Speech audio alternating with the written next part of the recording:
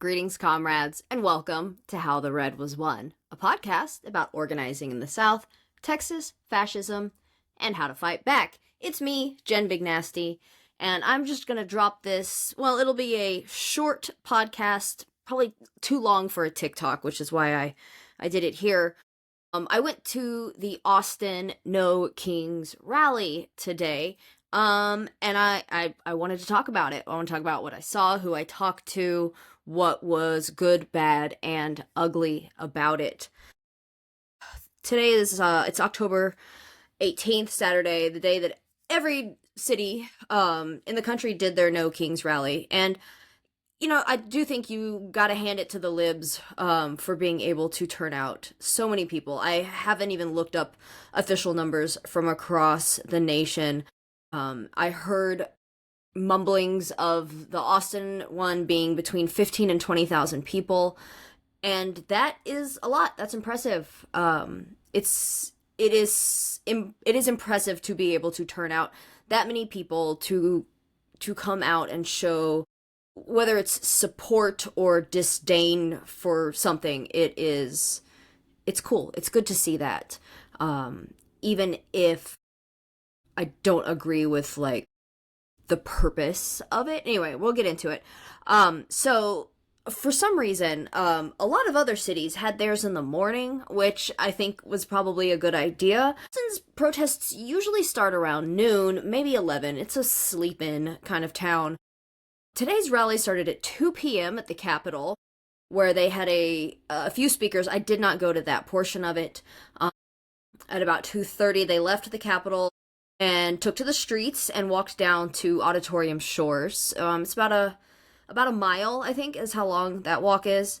And that's where I showed up. I was there at about 3 p.m. at Auditorium Shores. It was 95 degrees in Austin, Texas today. It was kind of miserable out there. If you've been there, you know what Auditorium Shores looks like. It is literally the shore of the river it's off of First Street and like Riverside right there. It's a big open field. There are trees around the perimeter of the area, which is where a lot of people were, like, hiding amongst the trees. But it was scorching out there. It was pretty brutal. I am wiped out. I came home and chugged some Gatorade, played with my dog, took a shower, and sat down to do this. So I went out there as a representative from Red Help ATX, the mutual aid group that I am a member of. Turn this light. It is a lot on me. Jesus Christ. Okay, sorry. Washed out here. Okay. So I made this flyer a couple days ago and I printed a shit ton of them out.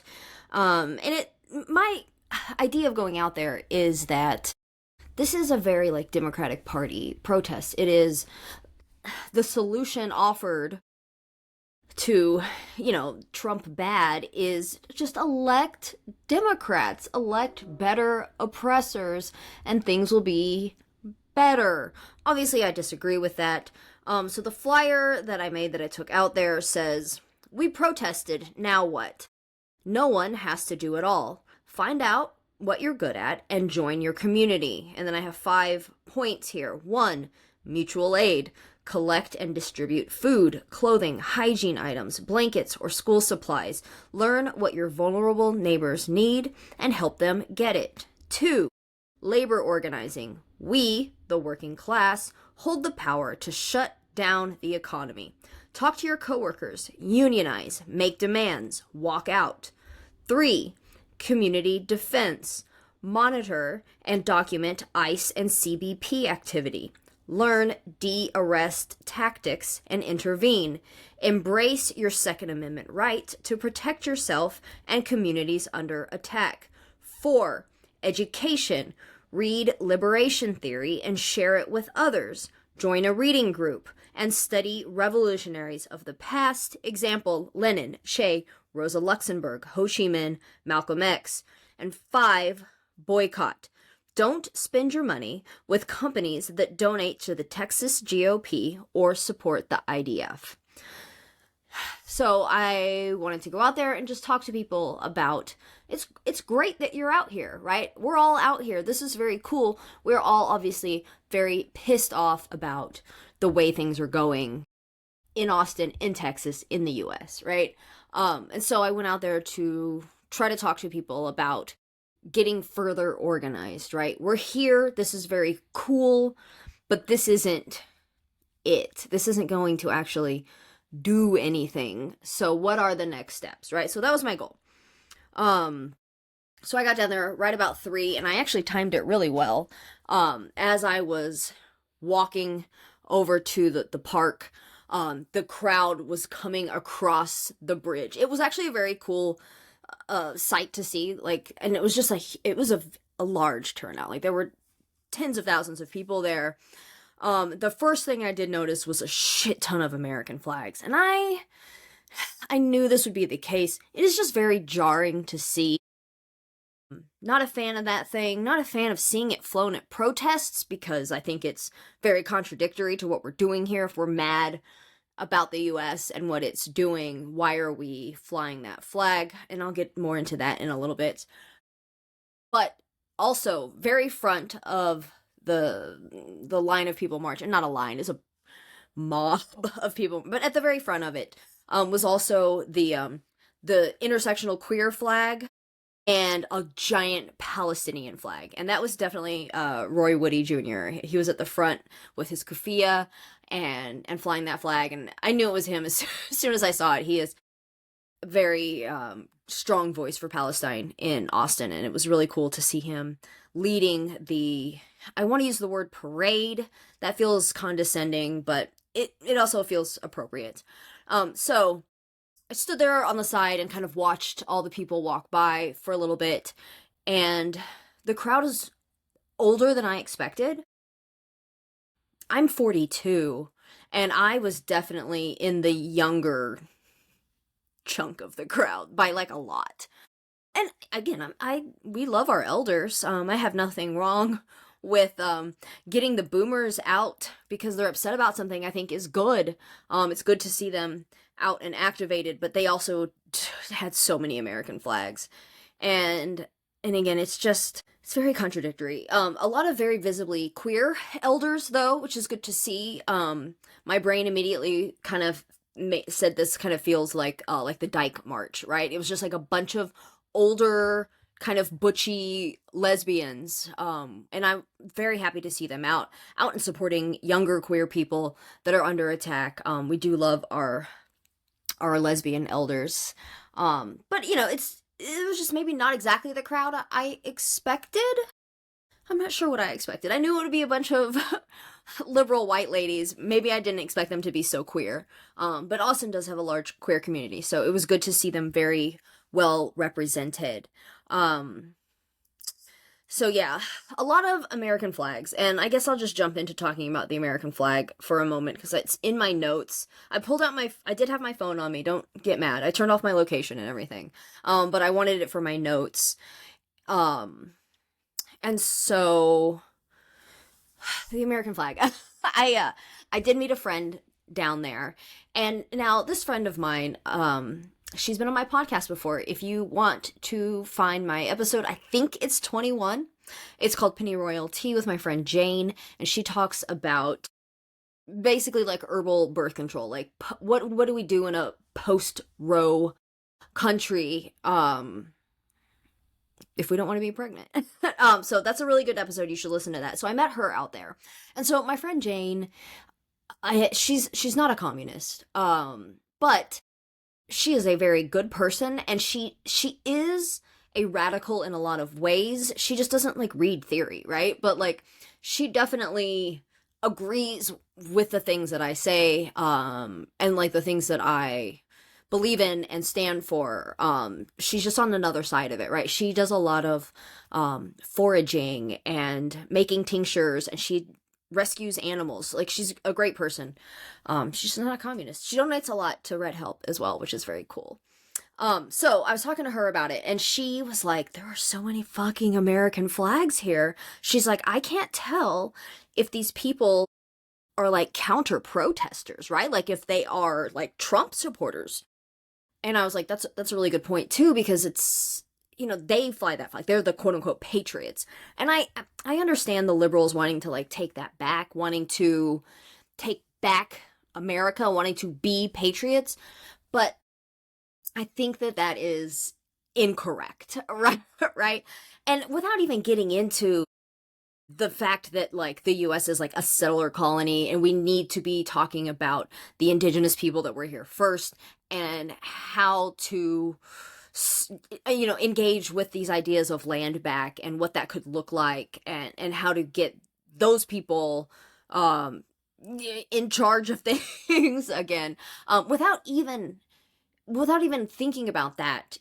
When I see the American flag being flown like that, I try to think about all of the people across the world that have seen that flag coming at them, that have seen that flag being flown by the people that are overthrowing their government, that are dropping bombs on them, that are sanctioning them and making it hard for them to get food, that are maybe funneling the fascists in their countries and giving them weapons.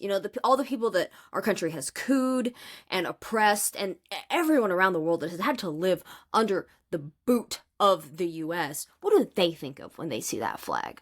So I wouldn't fly it. I have a few that I saved to burn, but it's dry right now. We're under a burn ban, so I'm not I would have gotten in trouble if I tried that today. But it's just not a thing that I think anybody left of Nancy Pelosi should even like think about trying to take back that symbolism, because I think it is a bad symbol, and I think it is a symbol we need to get rid of.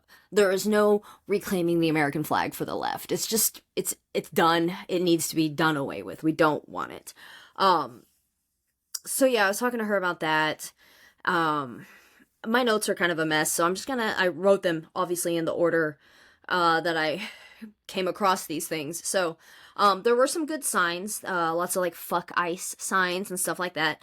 Also a lot of terrible signs that were like love America, hate Trump, and stuff like that, right? American patriot against Trump. And again, that stuff is very, very jarring. Also a lot of like old men, like boomer guys in like, the American flag shirts. And some like super ridiculous ones with like eagles and flags. Like, again, it's, what side are you on, bro? So I was probably more selective than I should have been in giving out my flyers, but I was just so caught. Again, I shouldn't have been, but I was caught off guard by all these flags. And I was like, I don't think I want to try to organize with these people. And that's wrong, and that's on me. I can't just talk to people that are already on my side. That's my fault. But I did, I tried to give flyers. I gave them to a lot of people. Even I did give them to people with American flags, just not like the old guy with like the wolf and flag shirt. That's too much, man. I did talk to a lot of comrades. There were the good thing that I will compliment the organizers of this rally. There were so many groups tabling out there at Auditorium Shores, and they were in the shade. So good for them. But let's see. One of the first groups I talked to, was the FRSO Austin. And I guess I kind of knew that they were around. I've never seen them before. I haven't seen them active on social media. I probably haven't sought it out either. But it was cool to see them, and I talked to them for a minute. The Wobblies were there as well. And I technically am a member of that. I'm just not active. So I went and said hi to them. The first person I gave a flyer to is someone that complimented my shirt. I was wearing a red t-shirt, and then right in the middle of it is like a bright yellow or like goldenrod hammer and sickle with two like flexing biceps, and it says Swoletariat. So I was pretty openly there as myself. I also wasn't obviously not like blocked up, right? I figured that was not the right way to show up there if I'm going to try to talk to people. I'm very heavily tattooed, so it is a risk not covering, but we got to do what we got to do. So first person that complimented my shirt got a flyer. So I met the FRSO, I met the IWW, I met a group called Austin Atheists Helping the Homeless. I chatted with them for a minute. They were kind of swarmed. That was really cool. The Trots were out there. They had a table. They were very nice. Chatted with them for a minute. And then that's when I went and met my friend. We kind of walked around a little bit. There was a lot of Palestinian support. So many keffiyehs, which was really good to see. So many people flying Palestinian flags. There was a little group chanting, the Free Palestine chants. That was really good to see. And the Austin for Palestine Coalition was out there. They had a huge, what is it called? I took a picture. Did I take a picture of it? Let me see real quick. They had, I think they call it the Palestine Photo Museum or some mobile museum, maybe. But they had, I want to say, 6 very large, posters isn't the right word. It was like that hard, they're very, very nicely done. Lots of information talking about Layla Khalid, just like the hit, and it was all through the history. It talked about the Nakba in 48, and all the way through like what's happening right now. It was very somber, but it was very cool that they were out there, and PSL was there supporting them. So PSL didn't have their own table, but they were there. They work very closely with the Austin for Palestine Coalition, and have for a very long time. So I did talk to some PSL comrades, and they were there in support of Austin for Palestine, which again, very cool, very good to see. Let's see. There was a drum circle because of course there was. It's Austin. I kind of walked around there for a little bit, but there's a lot going on over there.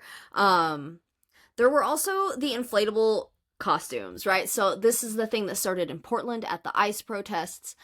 People wearing those, those giant inflatable Halloween costumes. It started with the frog, and they're kind of everywhere. I do like that the frog has become a symbol of resistance. I think it's fun. It can be whatever you want it to be, y'all. Like, people that gatekeep stuff like that is weird to me. So there were inflatable costumes. It was 95 fucking degrees. Like, I don't know. It seemed miserable. But I did see a whole lot of people in those. Dancing around Shark, SpongeBob, one that's like a cowboy on an inflatable horse. All kinds of ridiculousness. I hope that those people are hydrated and that they're okay.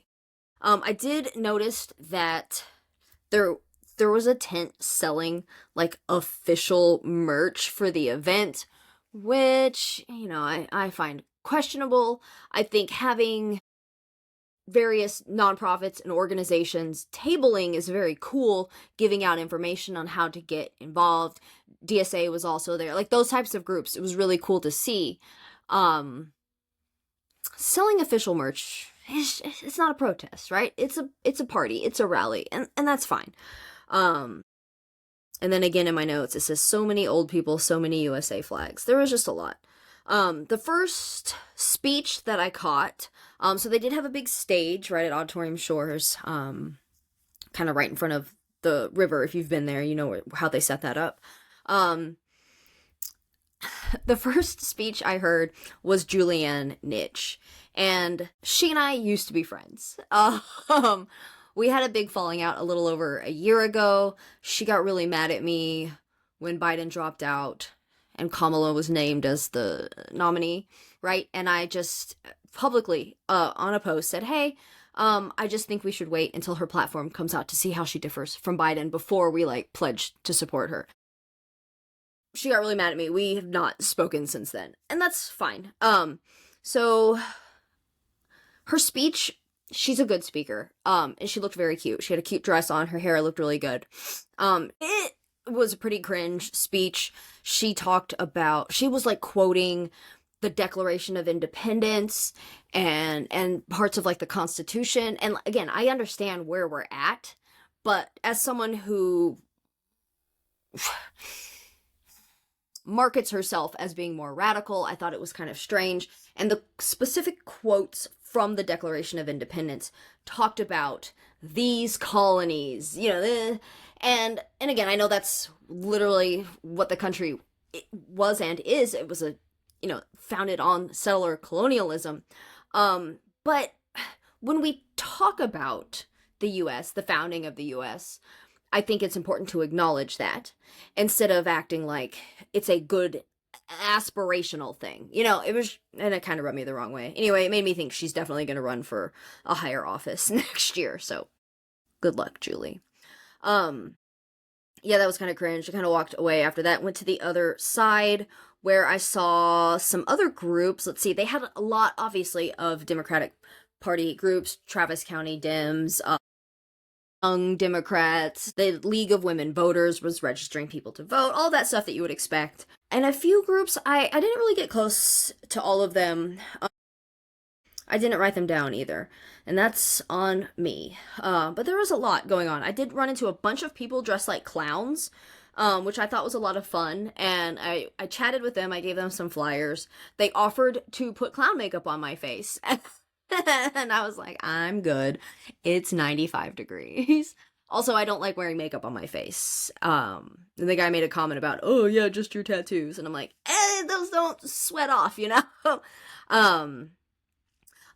A group I met that I haven't met before that was actually some of the cooler comrades that I talked to. No offense to anybody else. I just chatted with them for a little longer. I met the left comms. I actually don't know a lot about their ideology and how it differs from Marxism-Leninism. But they were very awesome, and chatted with them for a minute, and we talked about the different left groups that are there, and how it's funny that there's all these different, like, sects of communism. And, like, we both were literally like, and all that matters is that we work together and we can fight about the details later. And I do think that most of the groups agree on that. And so that makes me really hopeful, right? That we know that we might bicker about the details. Oh, Stalin versus Trotsky. You know, they're both dead. Like, who fucking cares, really? You know, we need to apply the things that we believe in to our present conditions and fucking organize and revolt from there. So the left comms were really cool. I got, they had a very nice, like, giant flyer, which is a little awkward to carry around. I purposefully make my flyers quarter page because I don't want big shit to carry around. But yeah, they were cool. Let's see, Palestine Action, PSL, left comms. There was randomly, out by the porta potties, those wacky wavy arm guys. There was one of Elon Musk doing, the salute, the Roman salute. So it was just like kind of like a nutcracker, but with the one arm moving. It was so fucking good. Very, very funny. And when my friend and I were walking away from that, the crowd kind of was like crazy. We're like, what is going on over here? It was Beto O'Rourke. Oh, Beto. He was walking down and just getting swarmed. It's weird to me that people love him so much.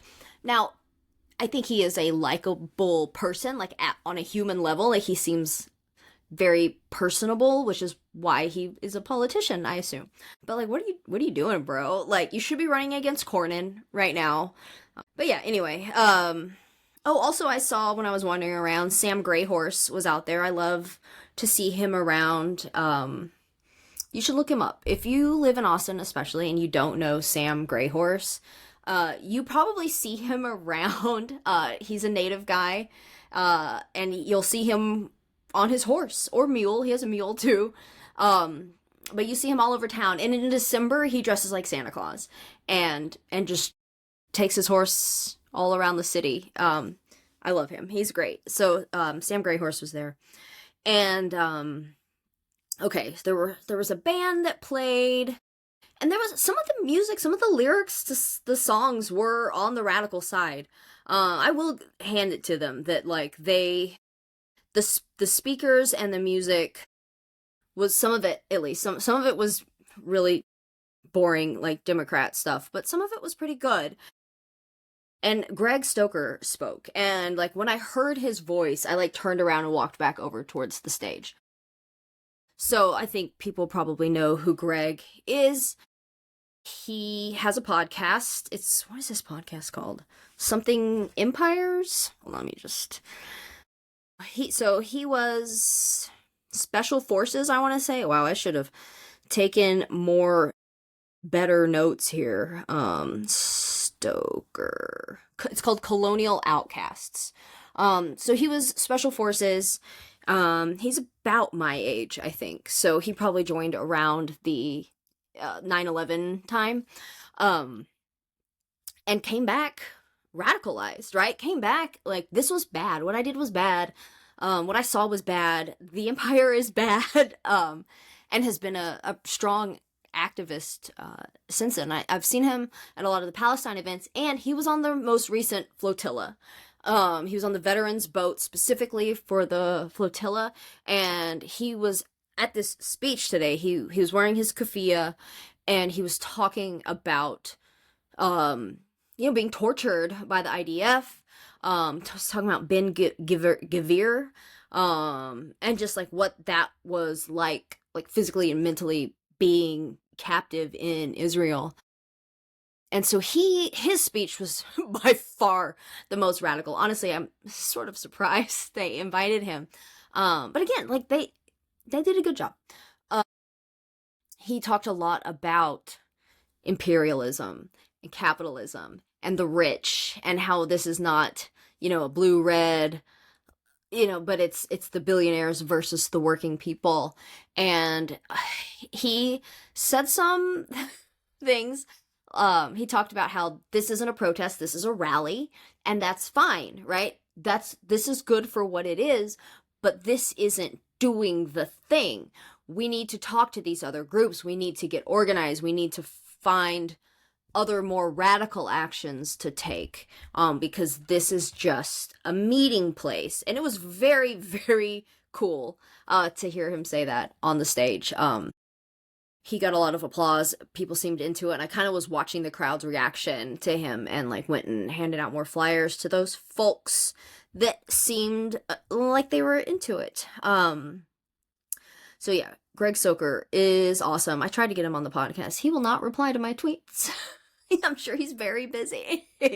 But that's okay. Let's see. Yeah, so, what's funny is that when I was, in the shower and, getting dressed, getting ready to come down here and do this, I was kind of like, meh, meh, blah, blah. But now that I'm talking about it and looking at my notes, I do feel a little more hopeful, and I'm really glad for that. In a lot of ways it was disappointing. The amount, I cannot describe to you the sheer amount of American fucking flags, y'all. It was horrible. Some of them were upside down, and I almost forgive those people. But, like I said earlier, it doesn't really... when you fly the American flag upside down, you are saying that the country is currently going through something bad, but in general it's fine, and I take a lot of issue with that. I take a lot of issue with all of the people that are like, I love America, but I hate Trump, and I think you're fundamentally missing the things that brought us here. And that is something that Greg also mentioned in his speech, is that it's not, the status quo led us here, right? Trump is not an aberration. He's not just some crazy thing that happened that nobody could have seen coming. He is just building on what we have been doing for the last century. And a lot of people do recognize that, and I talk to a lot of people that recognize that, and that's what has made me feel really hopeful.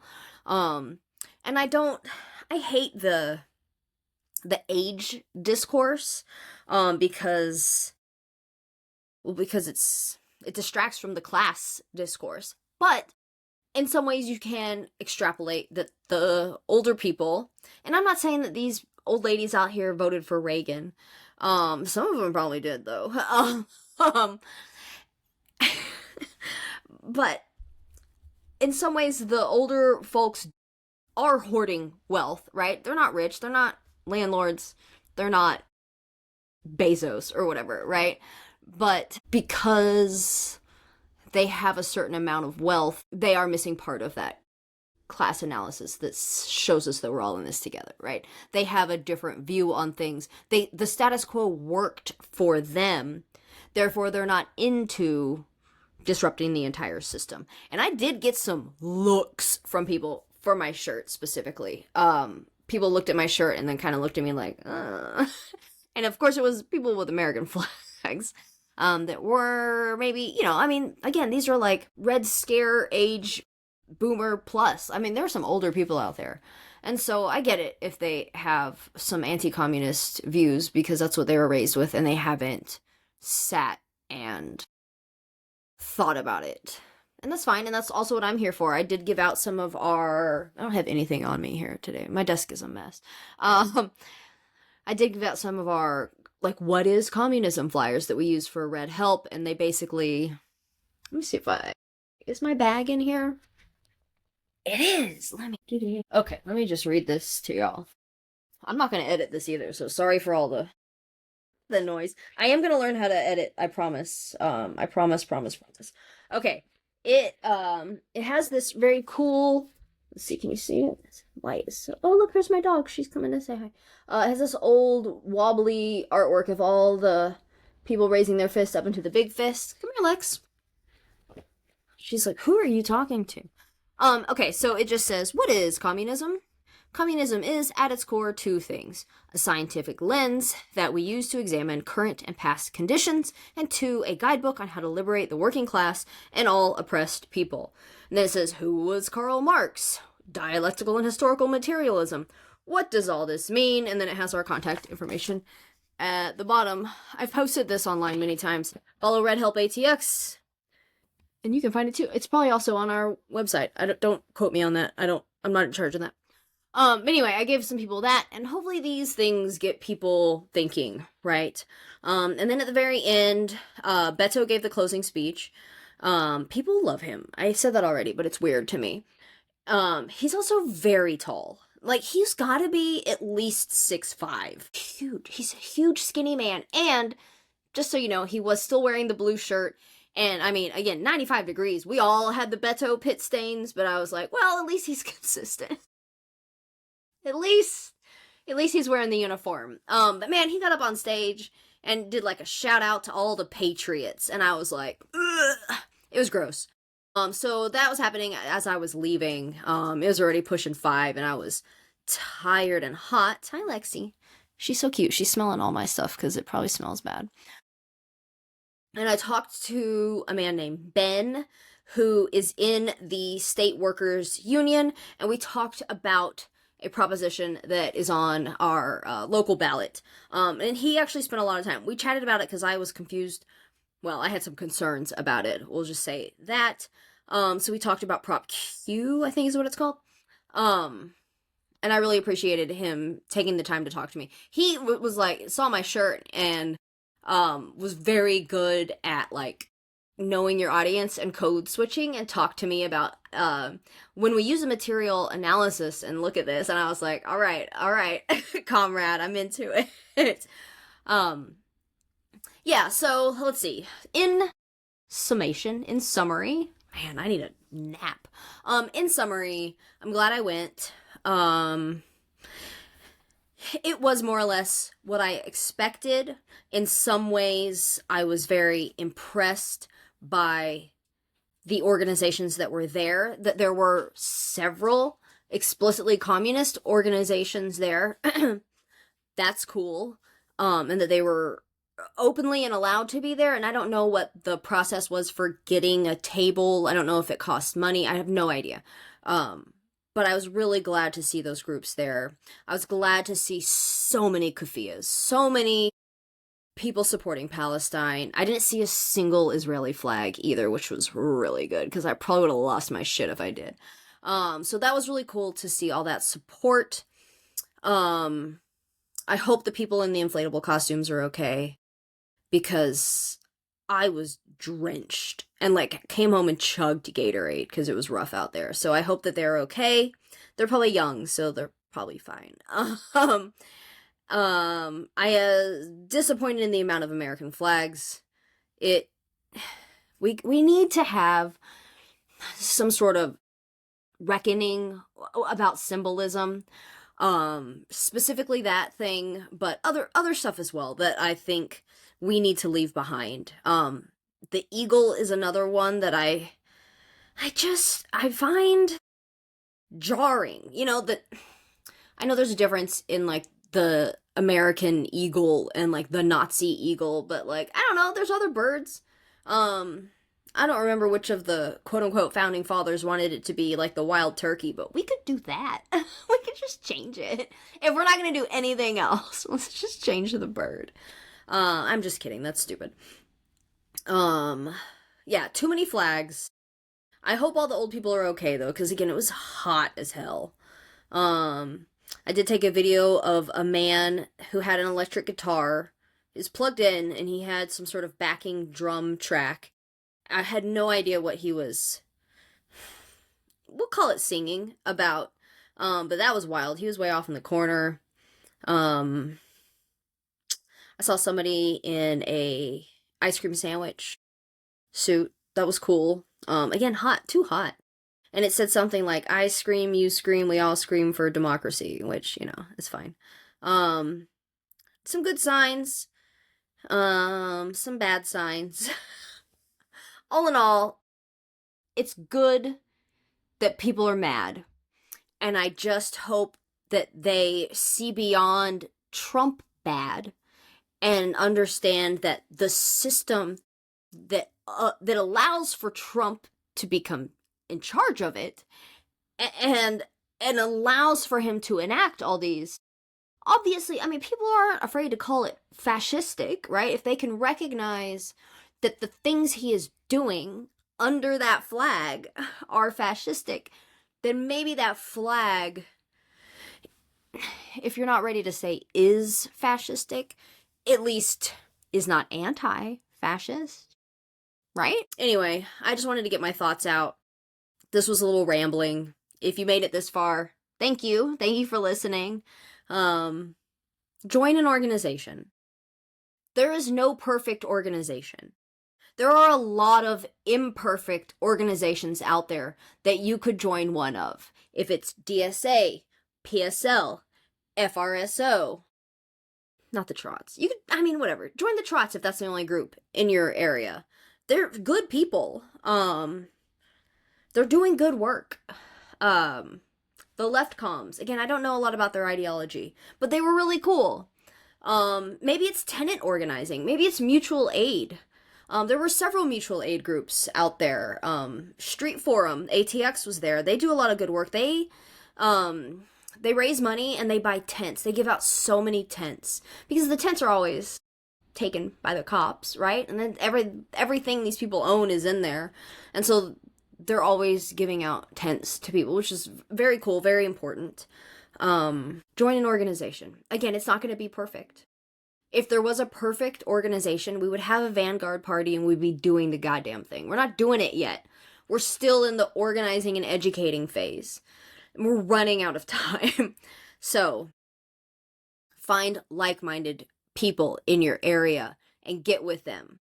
People ask me a lot about starting mutual aid groups or whatever. And my best advice with that is find out what is going on in your area, what is being serviced, and find where the gaps are and fill those gaps, right? Find a community that's underserviced. Find, if there's a hot meal and tents, do they not have, library cards? Do they not have clothes? Do they need soap? And it doesn't have to be homeless people. There are so many struggling people that aren't quite homeless yet. And I don't know who we is. People talk about, like, quote unquote, invisible homelessness. You see the people that are the worst off, right? That have nothing, that are sleeping in the tents or under the overpasses, right? And that's what people think of when they think of homelessness. But we have thousands of people living in their cars all over the country. And that car, if it works, then you're at least mobile and you can go to work and stuff. But if that car breaks down and you don't have the $500 to fix it, then what? There are so many people that couch surf. There are so many women. I've met women on the streets that are unhoused because they finally left their abusive partner. They stayed with him because he had an apartment. And he knew that, right? And so abused them and got away with it because she couldn't leave, right? So many cases like that. So many people that can't leave an abusive situation because their other option is homelessness. So find what in your area is needed and raise money, collect donations, and fill in those gaps, right? If that's not your thing, start a study group, start a reading group. Libraries still exist, so that's a good place to start. Online is also fine. I think in person is better because we need to start locally, but I'm also in an online reading group and it's helped me a lot. So there's so much value in all of these things. Just do something. Talk to people. Talk to somebody you don't know. Talk to your coworkers. You can always start to unionize. That's a huge thing because we have power in labor. Labor power, right? If we withhold our labor, everything comes screeching to a halt. And I don't think a lot of working class people realize that yet. And once we do, then we can start to make change. We see these strikes in Europe for Palestine. And it's like, man, I wish we could do that, right? And we could, we're just not there yet. We just have to be a little more organized. And if you're listening to this, if you've made it this far, then you want that. There's something you care about too. So, thank you for listening. Join something. Take care of yourselves. Cheers.